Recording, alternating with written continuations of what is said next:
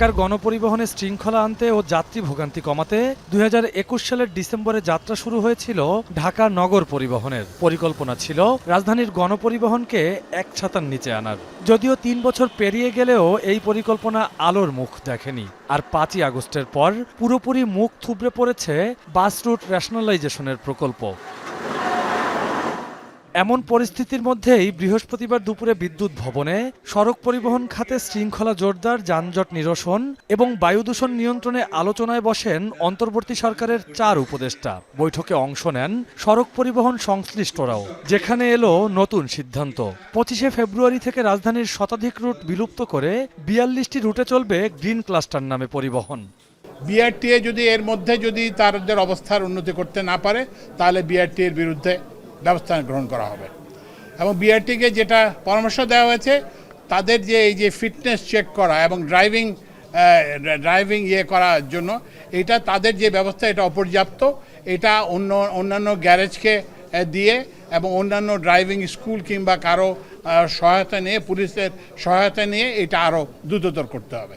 এদিকে বায়ু দূষণ কমাতে 20 বছরের বেশি পুরনো বাস ও মিনি বাস এবং 25 বছরের বেশি পুরনো ট্রাক ও কাভার্ড ভ্যান রাস্তা থেকে প্রত্যাহারের অনুরোধ জানিয়ে চিঠি দিয়েছিল পরিবেশ মন্ত্রণালয়। এই সিদ্ধান্ত বাস্তবায়নে সব ধরনের যানবাহনের ফিটনেস নিশ্চিত করতে বিআরটিএকে 1 মাসের সময়সীমা বেঁধে দিয়েছে সড়ক পরিবহন ও সেতু মন্ত্রণালয়।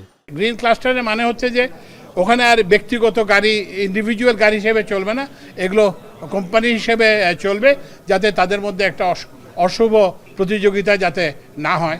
সরকারের এই সিদ্ধান্তকে স্বাগত জানিয়েছেন পরিবহন মালিকরাও। খারাপ জিনিস চলে যে ভালো জিনিস আসা তো আমরা সবাই চাই। সরকারের এই প্রচেষ্টা যেন সফল হোক, ব্যাংক যেন এগিয়ে আসে, মালিকরা এই বিষয়ে দ্বিমত পোষণ করেনি।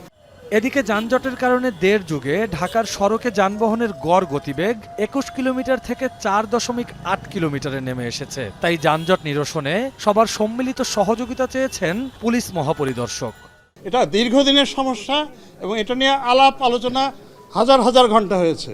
তা আমরা এই জায়গাটাই চাই যে আমরা কতটুকু করতে পারি আমরা সবাই মিলে। বায়ু দূষণে ঢাকা যখন প্রতিদিন শীর্ষে, তখন ঢাকা দক্ষিণ সিটি তাদের আওতাধীন সড়ক মেরামতে আরও 6 মাস সময় চেয়েছে। এই বিষয়ে জানতে চাইলে পরিবেশ উপদেষ্টা রিজওয়ানা হাসান বলেন, সিটি কর্পোরেশনকে এই সময় কমিয়ে আনতে নির্দেশ দেওয়া হবে। যদি তারা 6 মাস বলে থাকে, আমাকে সেটা আবার বসে আগাতে হবে, কারণ এটাকে প্রায়োরিটি বেসিসে করতে হবে। এবং এখানে আমাদের সড়কেরও উপদেষ্টা আছেন, ঢাকা সিটি কর্পোরেশনকেও বলতে হবে। আরেকটা হচ্ছে আমাদের এনফোর্সমেন্ট বাড়াতে হবে। সাধারণ মানুষকে মাস্ক ব্যবহারের পাশাপাশি বাসায় এয়ার পিউরিফায়ার ব্যবহার করারও পরামর্শ দিয়েছেন তিনি। রকিবুল রাহাত, এখন ঢাকা।